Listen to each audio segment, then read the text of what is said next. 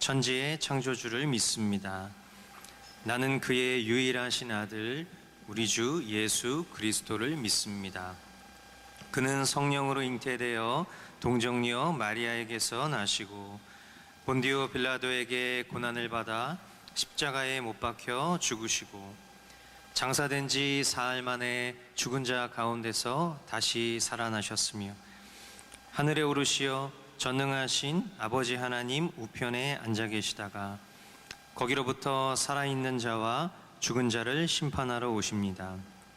나는 성령을 믿으며 거룩한 공교회와 성도의 교제와 죄를 용서받는 것과 몸의 부활과 영생을 믿습니다. 아멘. 네, 우리 자리에 일어나셔서 우리 함께 주님 앞에 찬양으로 고백하며 나아가겠습니다.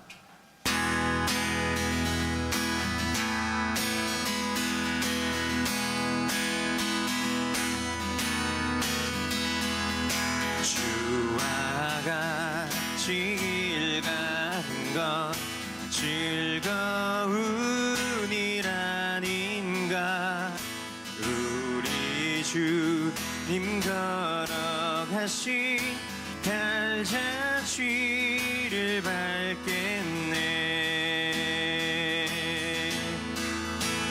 우리 기쁨으로 함께 고백하며 나아갔습니다. 다시 한번 주와 같이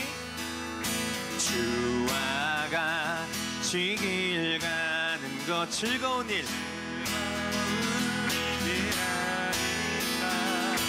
우리 주님 걸어가신 발자취를 밟겠네. 날마다 주님 따라가리. 한 걸음씩 또 한 걸음씩 주님 나와 영원히 함께 하시니 기쁨으로 걸어가리. 날마다 주님 따라가리. 한 걸음씩 또 한 걸음씩 주님 나와 영원히 함께 하시니 기쁨으로 걸어가리. 한 걸음 한 걸음 주 예수와 함께 날마다 우리는 걷겠네. 할렐루야. 우리 자매님들 어린아이 같은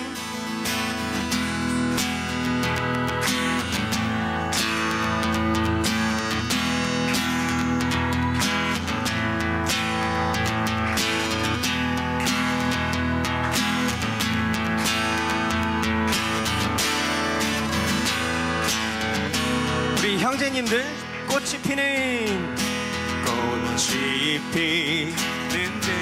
들판이나 험한 곳짝이라도 주라이 노하는 대로 주와 같이 가겠네. 날마다 주님 따라가리. 한 걸음씩 또 한 걸음씩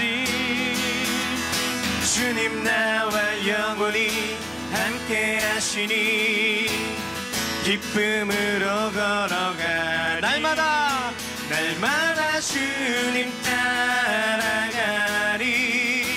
한 걸음씩 또 한 걸음씩 주님 나와 영원히 함께 하시니 기쁨으로 걸어가리. 한 걸음 한 걸음 주 예수와 함께 날마다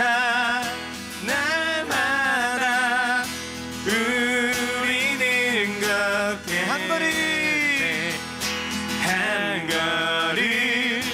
한 걸음 주 예수 예수와 함께 날마다 날마다 우리는 것 다시 한번 한 걸음 한 걸음 한 걸음 주 예수와 함께 날마다 날마다 우리는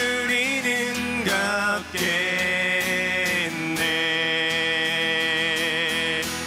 아멘. 아멘. 우리 주님과 동행하는 귀한 걸음 가운데 우리의 외침이 이 외침이 되었으면 좋겠습니다.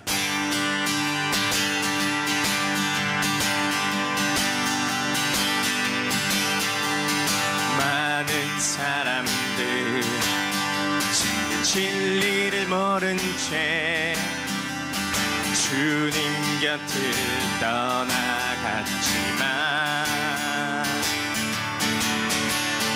내가 만난 주님은 참 사랑이었고 진리고 소망이었고 외칩시다. 나 예수가 좋다오. 나 예수가 좋다오. 주를 사랑한다던 베드로 고백처럼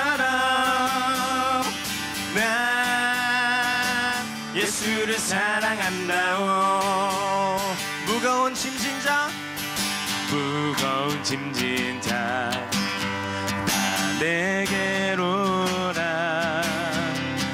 내가 너를 쉬게 하리라. 이 길만이 생명의 길 참 못된 길이라 항상 내게 들려주셨어. 아멘. 난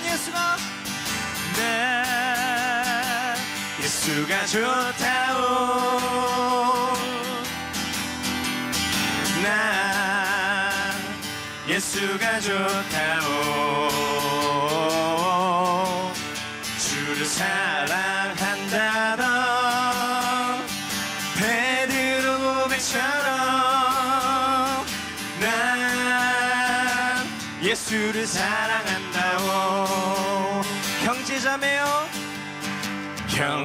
형제자매여 참된 행복을 찾거든. 자, 서로 바라보면서 예수님을 만나보세요. 아멘. 그분으로 인하여 참 평안을 얻으며 나와 같이 고백할 거요. 난 예수가 좋다오. 자, 더 큰 목소리로 난 예수가 좋다오. 아멘. 주를 사랑한다던 베드로 고백처럼 난 예수를 사랑한다오. 자, 자매님들, 난 예수가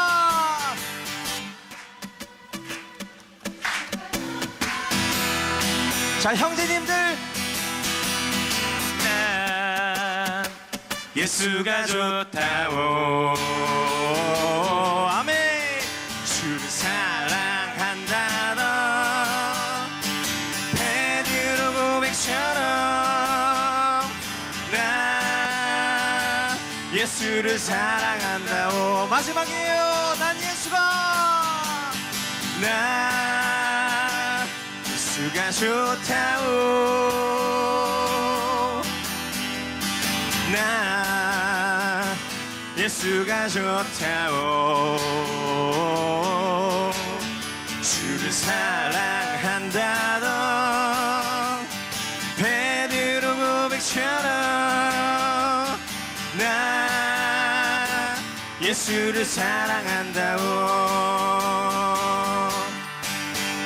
아멘. 나 예수가 좋다오. 나 예수가 좋다오. 주를 사랑한다던 베드로 고백처럼 난 예수를 사랑한다오. 난 예수가 좋다오. 난 예수가 좋다오. 주를 사랑한다던 베드로 고백처럼 난 예수를 사랑한다오. 사랑합니다 나의 예수님. 사랑합니다 아주 많이요. 사랑합니다. 사랑합니다 나의 예수님. 사랑합니다 주님. 사랑합니다 그것뿐이에요. 사랑한다 아들아. 사랑한다 아들아. 내가 너를 잘 아노라. 사랑한다 내 딸아. 사랑한다 내 딸아. 내게 축복 더하노라. 사랑합니다 나의 예수님. 사랑합니다 아주 많이요. 사랑합니다 나의 예수님. 사랑합니다 그것뿐이에요. 사랑합니다 나의 예수님. 사랑합니다 나의 예수님. 사랑합니다 아주 많이요. 사랑합니다 나의 예수님. 사랑합니다 그것뿐이에요. 사랑한다 사랑한다 아들아. 내가 너를 잘 아노라. 사랑한다 내 딸아.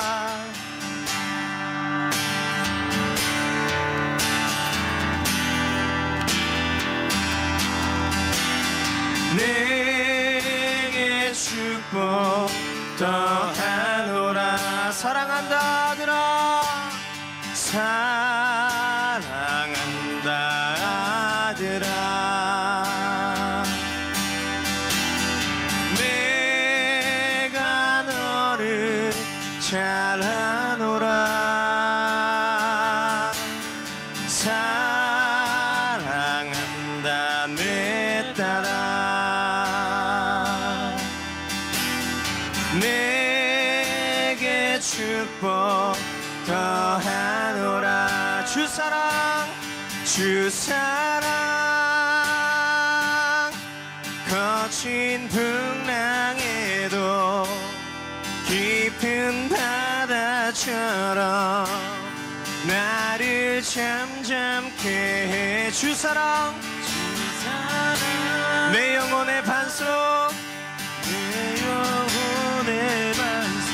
그 사랑 위에 서리 그 사랑 위에 서리 주 사랑 주 사랑 거친 풍랑에도 거친 풍랑에도 깊은 바다처럼 깊은 바다처럼 나를 잠잠케 해 나를 잠잠케 해. 아멘 주 사랑 주 사랑 내 영혼의 반석 그 사랑 위에 서 마지막입니다 주 사랑 주 사랑 거친 풍랑에도 깊은 바다처럼 나를 잠잠게 해. 주 사랑 내 영혼의 반석 그 사랑 위에 서리 그 사랑 위에 서리 그 사랑 위에 서리 그 사랑 위에 서리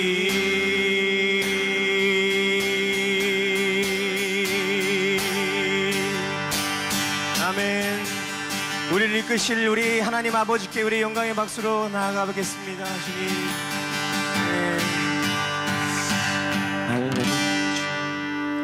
네, 자리에 앉으셔서 계속 주님 앞에 나아가실 때에 우리 서은의 자매가 우리를 대표하여 기도하도록 하겠습니다.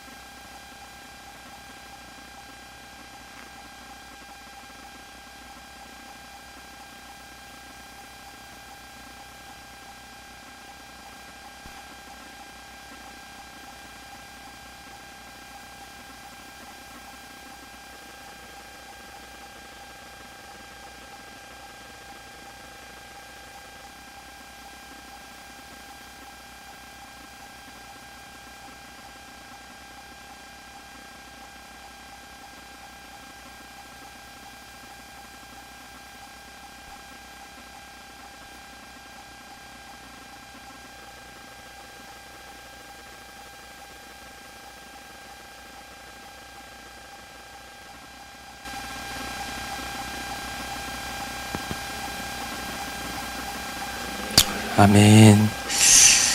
아멘. 아멘. 네, 감사합니다. 네, 하나님 말씀 사도행전 12장 1절로 25절까지 말씀 함께 보도록 하겠습니다.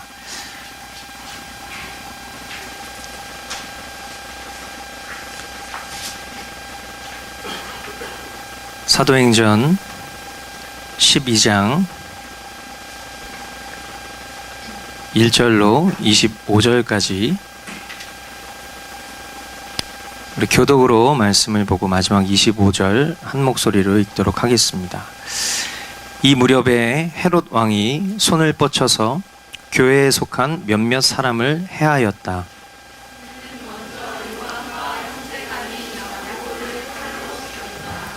헤롯은 유대 사람들이 이 일을 기뻐하는 것을 보고 이제는 베드로까지 잡으려고 하였다. 때는 무교절 기간이었다.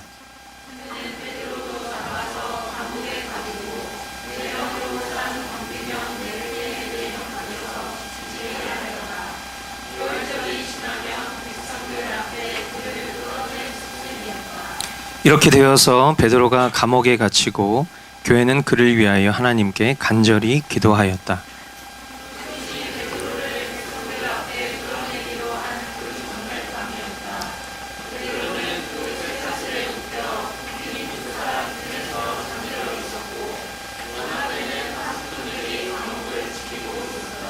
그런데 갑자기 주님의 천사가 나타나고 감방에 빛이 환히 비치었다. 천사가 베드로의 옆구리를 쳐서 깨우고 말하기를 빨리 일어서라 하였다. 그러자 쇠사슬이 그의 두 손목에서 풀렸다.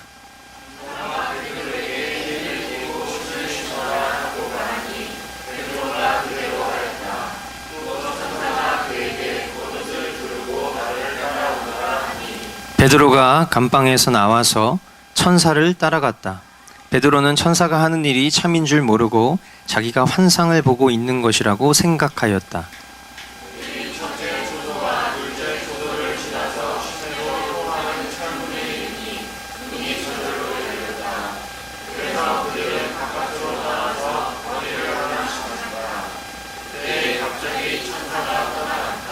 그때야 베드로가 정신이 나서 말하였다. 이제야 참으로 알겠다. 주님께서 주님의 천사를 보내셔서 헤롯의 손에서 그리고 유대의 백성이 꾸민 모든 음모에서 나를 건져주셨다.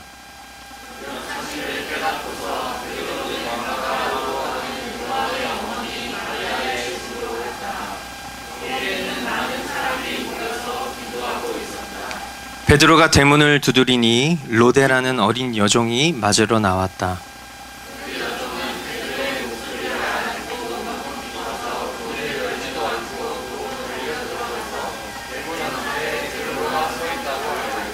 사람들이 여종에게 네가 미쳤구나 하고 말하자 여종은 참말이라고 우겼다.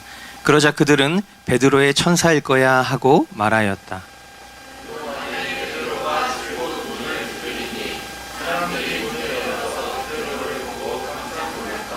베드로는 손을 흔들어서 그들을 조용하게 하고 주님께서 자기를 감옥에서 인도하여 내신 일을 이야기하였다.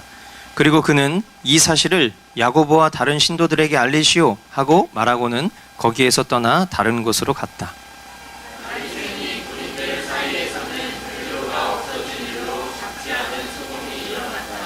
헤롯은 샅샅이 찾아보았으나 베드로를 찾지 못하고 경비병들을 문초한 뒤에 명령을 내려서 그들을 사형에 처하였다. 그런 다음에 헤롯은 유대를 떠나 가이사랴로 내려가서 거기에서 한동안 지냈다.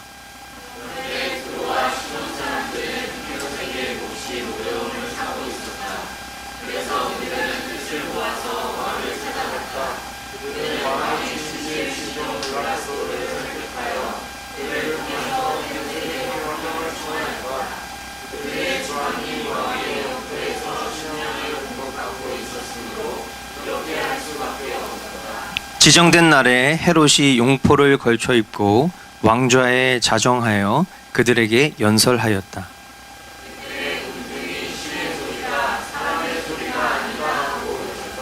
그러자 즉시로 주님의 천사가 헤롯을 내리쳤다. 헤롯이 하나님께 영광을 돌리지 않았기 때문이다. 그는 벌레에게 먹혀서 죽고 말았다.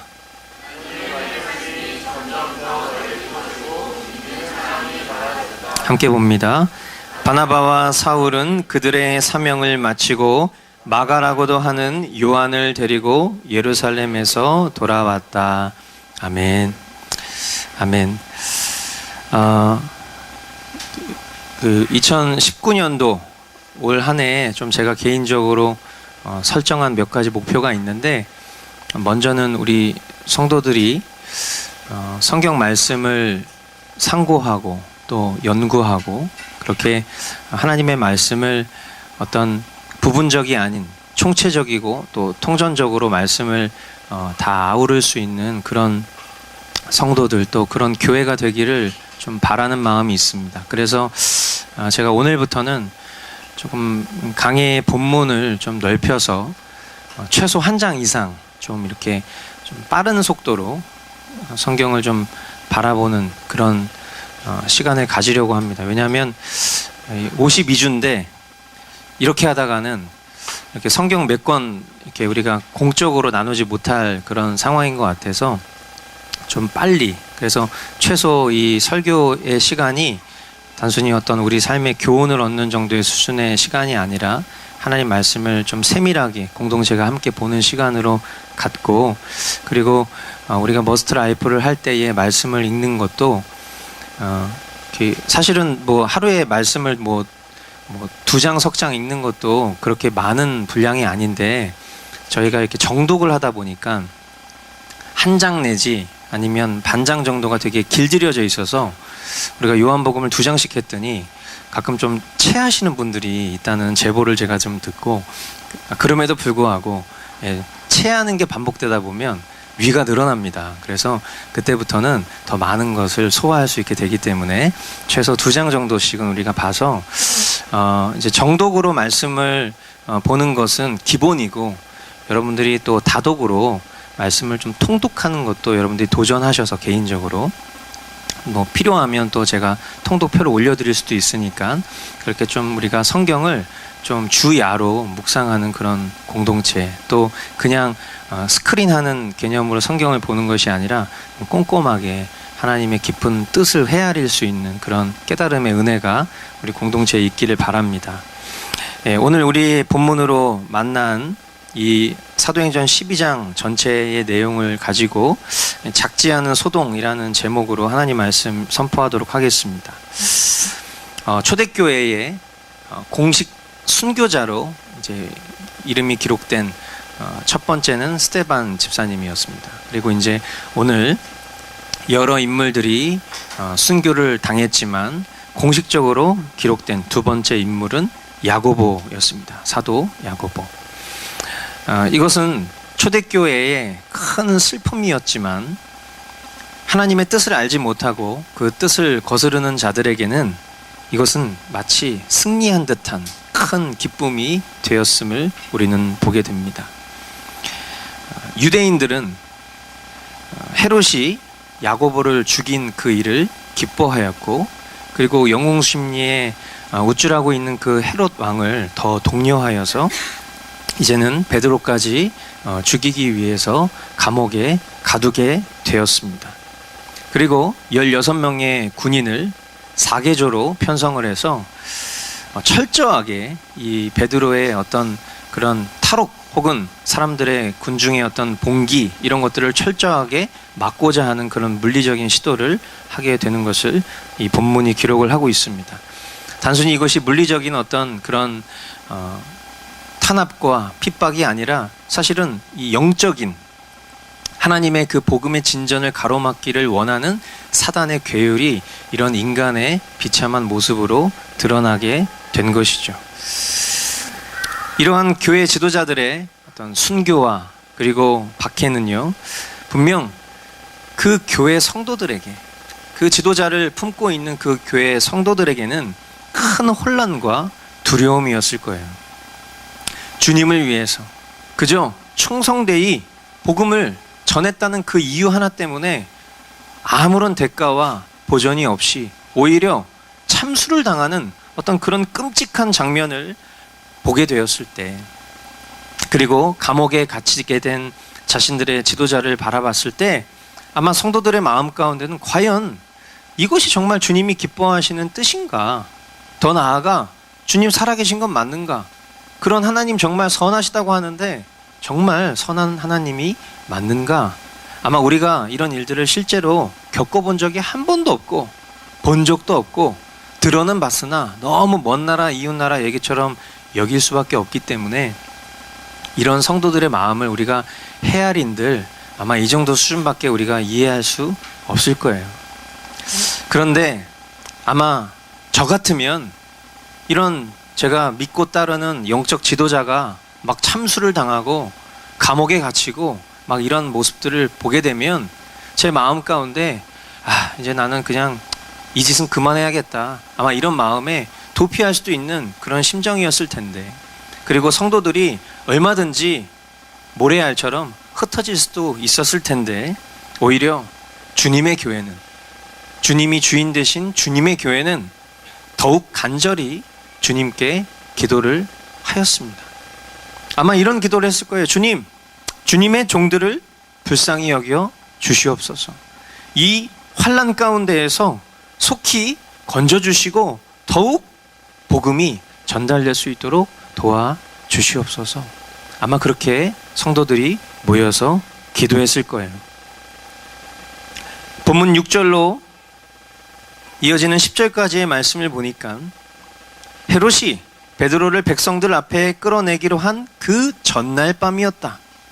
베드로는 두 쇠사슬에 묶여 군인 두 사람 틈에서 잠들어 있었고 문 앞에는 파수꾼들이 감옥을 지키고 있었다. 그런데 갑자기 주님의 천사가 나타나고 감방에 빛이 환히 비치었다. 천사가 베드로의 옆구리를 쳐서 깨우고 말하기를 빨리 일어서라 하였다. 그러자 쇠사슬이 그의 두 손목에서 풀렸다. 천사가 베드로에게 띠를 띠고 신을 신어라 하고 말하니 베드로가 그대로 하였다. 또 천사가 그에게 겉옷을 두르고 나를 따라오너라 하니 베드로가 감방에서 나와서 천사를 따라갔다. 베드로는 천사가 하는 일이 참인 줄 모르고 자기가 환상을 보고 있는 것이라고 생각하였다.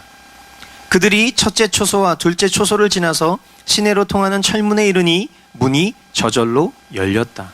그래서 그들은 바깥으로 나와서 거리를 하나 지났다. 그때에 갑자기 천사가 떠나갔다.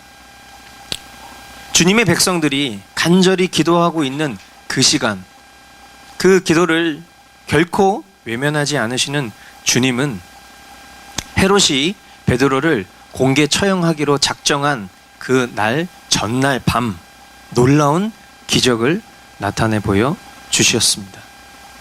베드로는 두 개의 쇠사슬에 손이 묶여 있었어요. 그리고 군인 좌우에 사이에 껴서 철통 수감된 채 잠들어 있었던 거예요.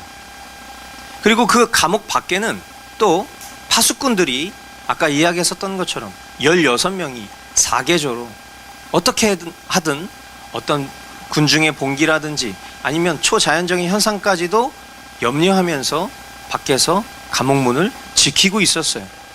상식적으로 탈옥이 불가능해 보이는 이런 삼엄한 그런 경비 가운데 주님은 잠들어 있던 베드로를 깨우십니다. 베드로야, 일어나. 그리고 그를 결박하고 있던 그 쇠사슬을 풀어주세요. 신기한 일이죠. 친히 천사를 보내주십니다. 그리고 그 천사를 통해서 감옥 밖으로 통과해야 하는 여러 초소와 관문을 잇따라 안내하시면서 놀라운 기적으로 베드로를 탈출시켜 주시는데, 탈출하고 있는 베드로도 지금 자기가 이게 꿈인지 생시인지 도대체 이게 무슨 상황인지 알 수 없고 분간할 수 없을 만큼 너무나도 신비하고 놀라운 초자연적인 현상이 베드로에게 임하고 있는 거예요. 이 장면을 우리가 이렇게 서사처럼, 이 장면을 극처럼 우리가 읽고 이해하다 보면 우리 믿음의 성도들은 이런 장면들을 성경을 통해서 너무 많이 봤기 때문에 감동이 없어. 그죠? 야, 이런 일이 그냥 있었구나. 예, 이런 일이 우리가 살아가는 동안 한 번이라도 겪을 수 있다면 정말 할렐루야예요. 그런데 이런 일을 우리는 경험해 본 적도 없고 실제로 목격한 적도 없고 들어본 적도 없는 놀라운 초자연적인 기적을 여러분들 믿음이 너무 좋으셔서 아주 덤덤하게 듣고 계세요. 자, 이 상황 가운데 만약에 믿음들은 이것을 어떻게 볼까요? 우리는 덤덤하게 아 그래 주님 뭐 이 정도는 기본이지, 이런 생각으로 여러분들이 들으시고 있는 이 순간, 만약에 믿음이 없는 자들이 이 본문을 접하게 되면 이것을 논리로 접근하겠죠. 에이 이거 성경 이거 신뢰할 만하지 못한 그런 책이구만, 아마 이렇게 아마 생각을 하게 될 것이에요. 상식과 합리적 사고를 좋아하는 게 존재적 죄인, 자신의 능력 이상의 신적 존재를 부정하고 싶어하는 그런 인간의 완악한 마음이 이 본문을 보게 되면 이것은 그냥 소설책처럼 무슨 SF 영화처럼 그렇게 아마 이해를 하고 싶어 할 거예요. 그런데 우리는 너무나 잘 알고 있습니다. 마찬가지로 삼엄한 경비를 뚫고 더 나아가 하셨었다. 그래서 이 정도의 일들은 주님이 너무나도 아무렇지도 않게 이루실 수 있는 일이라는 사실을 우리가 바라보면서 아 정말 주님이 하시겠다라고 작정하시면 그 일을 누가 막을 수 있겠는가? Nothing is impossible. 불가능을 가능케 하시는 그런 정말 주님의 역사라는 것을 저와 여러분들이 고백할 수밖에 없는 것입니다. 할렐루야. 이런 기적은요, 주님의 뜻을 이루시고자 원하시는 자리라면 오늘날도 있을 수 있다는 것을 여러분들은 믿으시기 바라요. 기적을 위한 기적이 아니에요. 유행과 술수를 위한 기적이 아니에요. 주님이 나타내신 모든 기적의 역사, 구약으로부터 신약에 이르기까지 말로 형용할 수 없는 그 놀라운 기적들은 다 하나의 공통된 목적을 가지고 있었는데, 그것은 바로 복음 전파를 위해서 주님의 뜻을 이루시길 원하는 그런 거룩한 섭리 가운데 있다면 기적은 반드시 이루어지는 것입니다. 아멘. 11절 말씀, 그때야 베드로가 정신이 나서 말하였다. 이제야 참으로 알겠다. 주님께서 주님의 천사를 보내셔서 헤롯의 손에서 그리고 유대 백성이 꾸민 모든 음모에서 나를 건져주셨다. 이런 사실을 깨닫고서 베드로는 마가라고도 하는 요한의 어머니 마리아의 집으로 갔다. 거기에는 많은 사람이 모여서 기도하고 있었다. 여러분, 야고보가 순교하였다고 아까 서두에 기록이 된 것을 우리는 살펴보았죠. 베드로도 야고보와 마찬가지로 죽을 수밖에 없는 그런 예정이었는데, 주님은 야고보는 순교를 허락하시고 베드로는 죽도록 살 수 있도록 구원해 주셨어요. 야고보는 조금 영성이 좀 부족하고 베드로는 기도를 많이 한 것입니까? 그렇지 않죠. 예, 우리는 이 상황을 통해서 한 가지 결론을 내릴 수 있어요. 이유가 없다. 우리의 생사화복을 주관하시는 주님의 거룩한 뜻 가운데 있는 것이다. 이런 일들이 저와 여러분들의 삶 가운데도 참 많습니다. 그리고 그런 많은 일들 속에 우리가 주님을 원망하는 것을 선택하는 것이 아니라 정말 우리의 생사화복이 주님의 그 장중 가운데 거하고 있다는 것을 우리가 믿는다면, 내가 살아가는 그 모든 것들이 정말 주님의 통치 가운데 있다는 것을 믿는다면, 그 주권을 신뢰한다면 우리는 우리가 생각하는 것 이상으로 훨씬 더 많은 우리의 삶을 위협하는 두려움으로부터 우리는 그것을 해결할 수 있는 힘을 얻게 될 거예요. 예수님을 믿어도 늘 전전긍긍하고 불안해하는 성도들을 가끔 저는 보게 됩니다. 예수님을 나의 삶의 주님이라고 고백하고 하나님 전능하시다는 걸 믿지만 늘 항상 언제 무슨 일이 생길지 두려움 속에 살아가고 있는 영혼들을 만나게 돼요. 가끔 저도 주님을 향한 시선이 결여되면 제 마음 가운데 불현듯 두려움이 찾아오고, 그 두려움을 극복하기 위해서 저는 다시 주님 앞에 나아가는 선택을 하게 돼요. 오늘 이 장면들을 봤을 때에 모든 것이 주님 손에 붙들려 있다는 것을 우리가 믿게 된다면 얼마나 담대하고 주의 일들을 함에 있어서 거침이 없는지. 아까 우리가 자매가 기도하면서 고백했지만 우리가 먹고 사는 문제 가지고 고민할 필요가 없어요. 왜? 먹고 사는 문제 가지고 고민할 필요 없다는 얘기를 직장을 다 그만둬라라는 해석으로 여러분들이 받으시면 안 되는 거예요. 우리의 주어진 삶에서 우리가 충실히 우리의 역할을 감당하고, 세상 가운데 우리에게 주어진 본분을 충실히 감당하고 성실하게 일하고, 그리고 나서 모든 염려는 주님께 맡기는 거예요. 우리가 발버둥 친다고 해서 나의 생사 화복이 내 요만큼의 영향력으로도 결정될 수 있는 건 아무것도 없거든요. 하나님께서 우리의 모든 것들을 주관하시고 우리의 성실을 기뻐하시는 주님이 참새 한 마리도, 날아가는 그 참새 한 마리도 그 참새가 먹고 사는 문제에 대해서 책임지시는 그 하나님이 하나님의 형상을 따라 창조하신 우리 한 사람 한 사람의 심령, 우리 한 사람 한 사람의 삶을 그냥 그렇게 내버려 주실 수 없다는 것을 우리는 믿어야 하는 거예요. 이 문제를 우리가 뛰어넘게 되었을 때, 아, 하나님이 나의 모든 주권을 주관하고 계시는구나, 나의 생명을 주관하고 계시는구나, 나의 화복을 주관하고 계시는구나를 생각하면 우리는 절대로 돈을 숭배하지 않게 돼요. 절대로 우리의 정욕을 신뢰하지 않게 됩니다. 주님이 하신다라는 그 고백이 우리의 결론으로 나온 것이죠.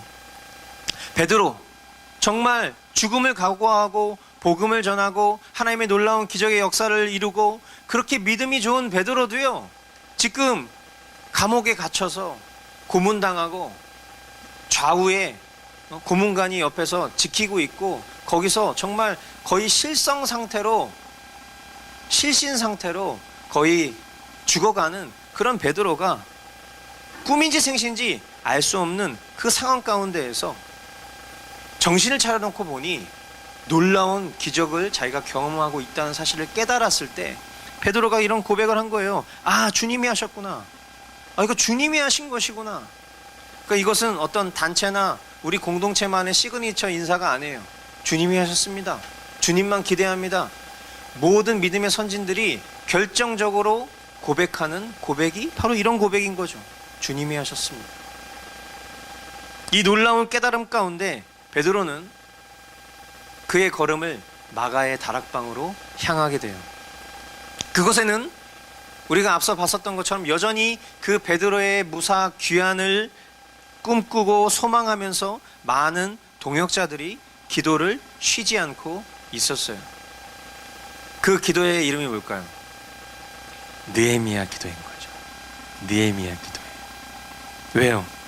그들은 자신의 유익과 만족을 구하는 사람들이 아니었어요. 하나님 나라와 선교 완성을 위해서 이방인의 기도가 아니라 정말 그 1세기의 초대교회에 그 하나님의 마음을 품고 애통하며 복음의 진전을 위해서 수고하다가 감옥에 갇히고 내일 죽을 위험에 처해 있는 그 형제를 위해서 기도하는 그 기도에는요, 느헤미야 기도인 거죠. 그 1세기의 느헤미야들이 복음의 진전과 핍박받는 형제를 위해서 간구하는 그런 기도 모임이었던 거예요. 그런 기도 모임이 한참 진행되고 있는 그때에 베드로가 그 집의 대문을 두드립니다. 그 집의 어린 여종이었던 로데라는 그런 어린 아이가 베드로의 목소리, 계십니까? 이 목소리를 들었던 거죠. 목소리를 듣자마자 이거 베드로라는 걸 안 거예요. 와서 문을 열어줘야 되는데 목소리를 듣고 그 노크 소리에 베드로가 왔다는 그 인식이 탁 드는 순간 문도 안 열어주고 황급히 다시 안으로 들어가서 베드로가 왔어요. 그런 상황이 벌어진 거예요. 그런데 거기 모여 있었던 사람들이 기도하고 있는 기도 제목이 뭐였다고요? 이 베드로의 무사 귀환을 기도하고 있었을 거란 말이에요. 그런데 그들은 실상 베드로가 구출되어 왔다는 사실을 전혀 믿지 못하는 것 같아요. 어린 여종에게, 그 로데에게, 그 어린애한테 험한 말을 해. 미쳤냐? 네. 성경에 써 있잖아요. 너 미쳤냐? 그래도 아 진짜예요. 베드로가 왔어요. 그러니까 아마 베드로의 천사일 거야.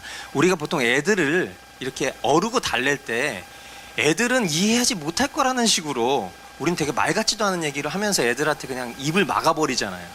얘는 정말 진실되게 얘기하고 정말 본 건데, 정말 들은 건데 베드로의 천사일 거야. 그죠? 아 리얼해요. 지금 상황이. 어린아이 수준의 농담으로 그 상황을 여전히 믿지 못하는, 기도에 열심을 내고 있고요. 아름다운 모습인데 참 믿음 없는 기도회를 하고 있었던 거. 근데 이것을 비하하는 것이 아니라 주님은 그런 그들의 믿음 없는 기도의 열심 가운데에서도 주님은 꿋꿋이 주님의 역사를 이뤄가고 계시는 중이잖아요. 그러니까 이런 걸 가르쳐서 우리 뭐라고 얘기해요? 개떡같이 말해도 찰떡같이 알아듣는 거예요. 우리가 개떡같이 기도해도 주님은 찰떡같이 그걸 딱 알아들으시고 주님의 역사를 신실하게 이뤄가시는 그런, 우리가 어떻게 기도해야 되는지를 이 장면을 통해서 믿음의 레슨을 해주시는 것이죠. 베드로는 기도의 응답이 되어서 기도자들 가운데 살아 돌아왔습니다. 그리고 그가 어떤 신비하고도 놀라운 일들을 겪었는지 거기 모여있는 사람들에게 기도의 응답으로 간증을 해주었어요. 그리고 자신의 이러한 상황에 대해서 죽은 사도 야고보를 말하는 것이 아니라 예수님의 동생 야고보에게 지금 제가 겪었었던 일들을 빨리 가서 전해주세요. 그래서 그가 이 간증을 사람들에게 빨리 확산시킬 수 있도록 얘기해 주시고, 여기에 지금 있지 않은 다른 낙심하고 지금 좌절하고 있는 성도들에게도 빨리 알려주셔서 이 복음이 계속해서 힘있게 진전될 수 있도록 도와주세요. 그렇게 베드로가 그들에게 청하고 베드로는 속히 다른 장소로 이동을 하게 됩니다.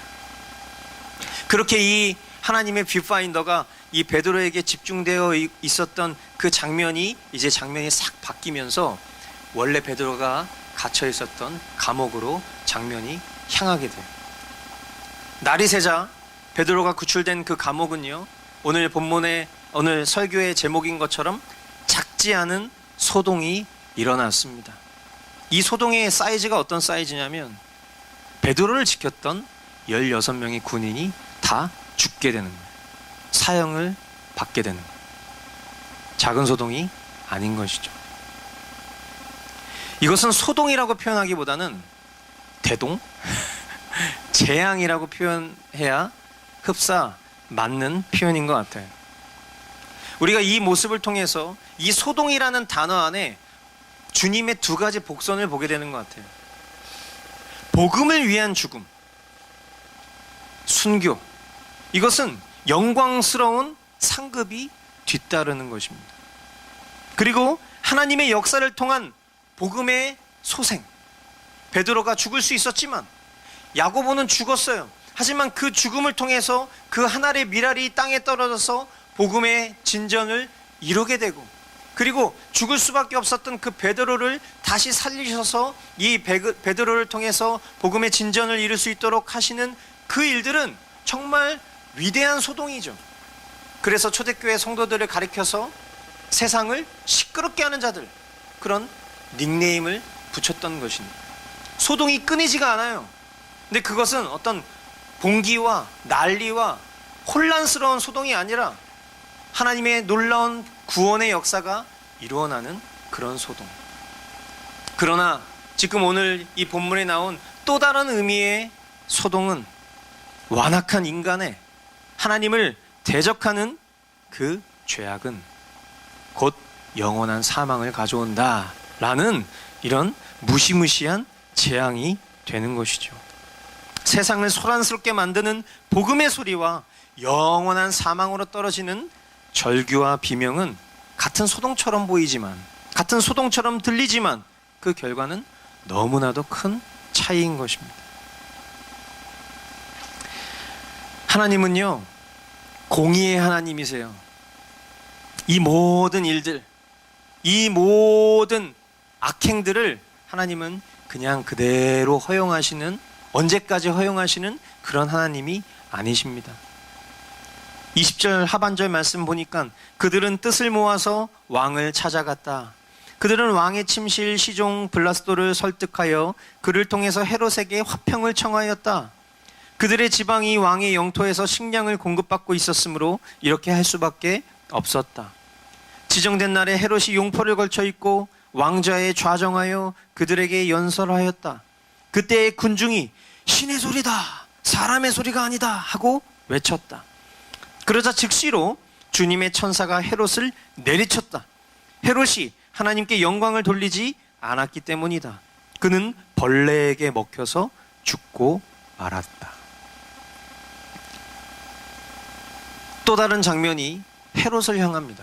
오늘 장면이 베드로와, 그리고 베드로가 갇혀 있었던 감옥에, 그리고 맨 마지막에 그 장면은 그 모든 괴계를 일삼았었던 헤롯 왕에게 그 장면이 딱 돌아갔는데, 그 장면의 끝자락이 너무 비참해요.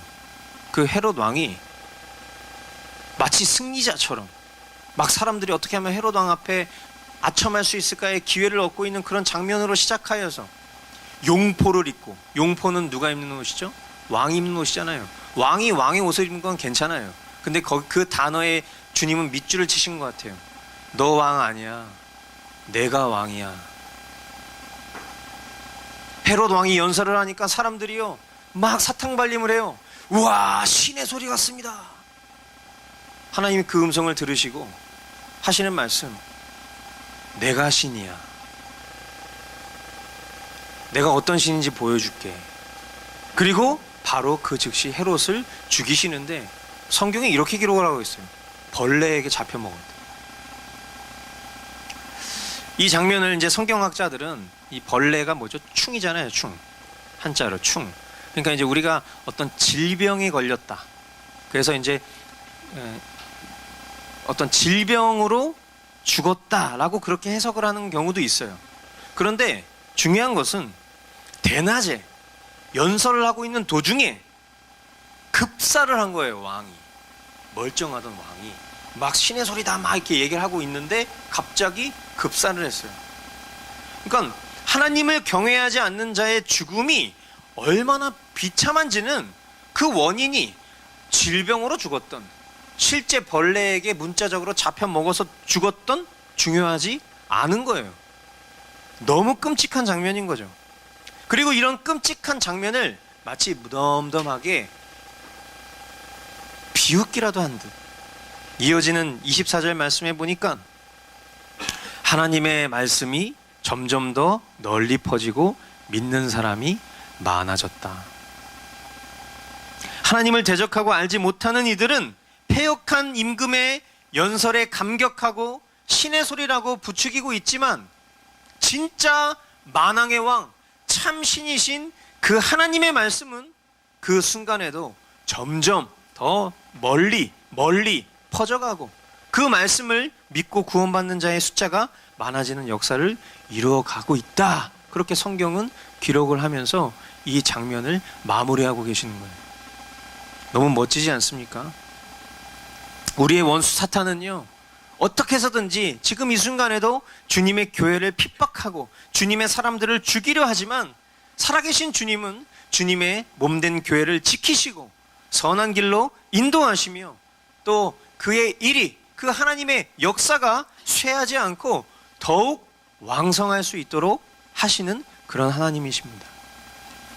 우리 개인의 생사화복을 주관하시는 하나님이 그 하나님을 사랑하는 주의 백성들이 모인 주님의 몸된 교회를 지키시고 보호하시는 것은 마땅한 일이죠. 당연한 일이죠. 이것이 2000년 교회의 역사의 반복인 거예요. 이런 장면들이. 그리고 주님 다시 오시는 날까지 주님의 몸된 우리 머스트 교회가 살아야 할 모습이기도 한 것이죠. 늘 이야기하지만 이것은 공포 분위기를 조성하는 것이 아니라 늘 성경에 기록되어 있는 바대로 주님이 오시는 그 시간이 다가오면 다가올수록, 우리 이제 뒤에 보시면 이게 뭐예요? 창문이잖아요. 그죠? 창문을 이제 닫아놨었는데 창문을 열었습니다. 왜 열었어요? 보이시죠? 저기 주님 오시는 거 보이시죠? 네, 성령이 충만하신 분들 지금 보이는 거예요. 저기 예수님이 구름을 타고 오시는 그 장면을 여러분들이 보고 계세요. 우리는 어떤 모습? 이 모습. 주님의 거룩한 신부로 그 주님 오시는 것을 기다리고 있는 모습. 뭐든지 꿈보다 해몽이 좋은데 그런 생각이 들었어요. 이 앞에를 어떻게 좀 데코레이션을 바꿀까? 이건 원래 인테리어인데 이걸 어떻게 바꾸면 좋을까 고민하고 있는데 주님 제 마음 가운데 그런 마음을 주시는 것 같은 거예요. 아, 주님을 기다리는 거룩한 신부 되어서 늘 차창밖을 바라보면서 언제 주님 오시나를 기다리고 있는 그런 순결한 신부와도 같은 교회가 되라. 그런 마음을 주시는 것 같아요. 교회는 핍박을 받게 될 것입니다. 그것은 그냥 우리가 살아가면서 겪는 불행을 말하는 것이 아니라 예수 이름 때문에 겪는 고난과 핍박은 우리가 어저께보다 더 오늘 겪게 될 것이고 오늘보다 내일 더 겪게 될 것이에요. 그래서 그런 책의 제목도 있죠. 내일은 환난이라고. 네, 내일은 평강이 아니에요. 내일은 환난이에요. 그러나 그 환난은 우리 거룩한 교회가 점점점 주님 다시 오시는 날이 가까웠다라는 사인으로 믿는 자들이라면 그것은 더 이상 그들에게 환난이 아니라 더 담대하고 더욱 견고하게 서 나아갈 수 있는 그런 주님의 은혜라는 것을 여러분들이 기억하시기 바랍니다. 말씀을 맺겠습니다. 주님을 따르는 길은 낭만적이지 않아요.